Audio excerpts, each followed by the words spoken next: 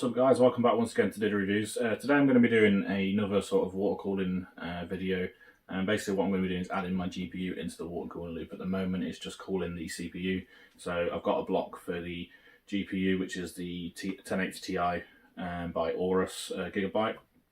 So I'm basically going to add a Phanteks Glacier water block to it. This is the RGB one, the black version. They do a chrome version of this. I'm going to add in this to the water loop on top of the graphics card, and basically it's going to be sort of a guide as to how to install a water block to a GPU. Now obviously this depends on your graphics card and your water block you're using, and they will vary, but this is sort of a rough overview of how to do it, because it will be very similar in terms of how you would do this.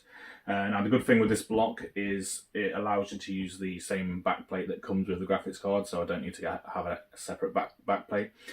With some other graphics card water blocks, you will find that the standard backplate on your graphics card will not fit, and therefore you'll have to use a different one, so there will be a few extra steps there. So like I say, I'll take you through stripping down the GPU, and then I'll take you through installing the GPU block, and then we'll get it installed on the system and I'll show you the difference in temperature. I've basically already done some tests on the air, basically with the air cooler on the GPU. This is in a vertical position in this case, so it is choked a little bit, but you'll be able to see the difference because I'm going to put this in vertical as well, so you'll be able to see the difference in terms of the better cooling you'll get using a GPU block. So stick with me guys. If you like this video, please give it a thumbs up. Obviously watch it to the end first. If you don't like it, double click the thumbs down, and please don't forget to subscribe if you do like my videos and want to see more. It all helps the channel and I greatly appreciate it. And as always, leave some comments in the comment section below if you have anything to say about it, if you have any tips, tricks you want to share with me, or just want to let me know what you think of the video. So I'll get into it guys, and I'll wrap it up at the end. Cheers.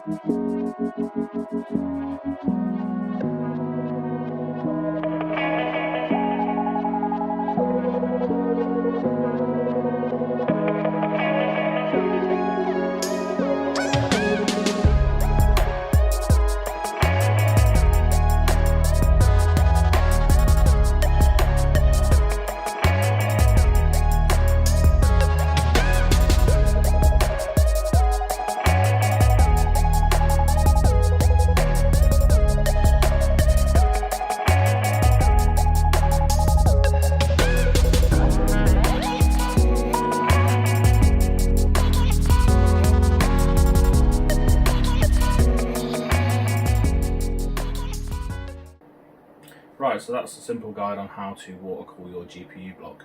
Obviously, like I said before, this does depend on the graphics card you're using and the GPU water block you're using. This gives you a general guide of how to do it. They're all very sort of similar. Basically remove the screws off the back, pull the GPU apart from its cooler, and then install thermal pads and install the block and screw it back down. So now I've shown you that, might as well show you the temperature results that we got from water cooling it, as opposed to the stock air cooler that was on it. Now don't get me wrong, the stock air cooler on it from Gigabyte with the 3 fans is actually brilliant, does a really good job if you don't want to water cool it, but the temperatures that you get when you water cool it are absolutely incredible, to be honest. So we've gone from an idle of 38 on the air cooler to an idle of 24 on water cooling, which is basically ambient temperature at the moment. It's 24 degrees in here, or it was 24 degrees when I did the tests. So going from 15 degrees over ambient to 0. So obviously you can see straight away the difference it makes in terms of the cooling capacity. Then obviously I did a few tests, superposition, 3D mark, and Shadow the Tomb Raider, just to see basically what difference it made in terms of gaming and those kind of things. And again, we can see amazing results. Unigine superposition at 1440p, so put all the load on the graphics card or as much as you can. That came out at 28 degrees, down from 48, so a massive 20 degree drop. That's only 4 degrees over ambient. And then we went on from there and we did 3D mark times by just the graphics test, because obviously we're testing the graphics temperatures. And we went from 48 again down to 32, which was 8 degrees over ambient. So again, absolutely incredible results. And this isn't overclocked, by the way. I have messed around with overclocking it, and obviously it does go up in temperature a little bit, but it still stays around 40 degrees, mainly while gaming. It's absolutely incredible, to be honest. I think the max it got to was about 45 after a long session of gaming. And then obviously we tried it on an actual game. So we used Shadow of the Tomb Raider, the benchmark facility in that game. Obviously it's not real world gaming. Obviously when you're gaming for long periods of time it does change differently, but it gives you a sort of idea of the improvements that you get from water cooling. And we all went from 51 degrees on the air cooler, just on the benchmark test, to 27 on the water cooled. So it's only 3 degrees over ambient as opposed to 28 degrees over ambient. So we've dropped more than 20 degrees on that. We've dropped absolutely loads. We've dropped 24 degrees. We've dropped just from water cooling it. So basically that's it really. I just wanted to show you a rough guide of how to water cool your GPU. It was the first time I've done it as well, so we kind of learned together, and I thought I'd just take you guys along for the ride. Like I said, I'm using the Phanteks Glacier. Obviously it depends on your GPU cooler that you use, depends on your obviously results that you'll get, but they're all going to be pretty good, I would have thought. And obviously it depends on installing what you're using as well. So like I said, I just want to take you along for the ride, show you how to do it, and basically show you what it actually gives you in terms of performance gains or temperature gains or drops, whatever, whichever way you want to say it. So that's it guys. I hope you enjoyed that video. I hope it gives you an insight of how to do it if you're wondering how easy or how difficult it is to do. It is really, really easy. You just got to be careful, obviously you don't damage the PCB whilst you're doing it, but it is really, really easy. Please stick around for more videos from me. Please don't forget to hit that subscribe button if you haven't already. Give it a thumbs up if you like, or give it a thumbs down if you didn't like it. Let me know in the comments why you did or didn't like it if you want to. I'm more than happy to hear your comments, and I'm more than happy to reply to them.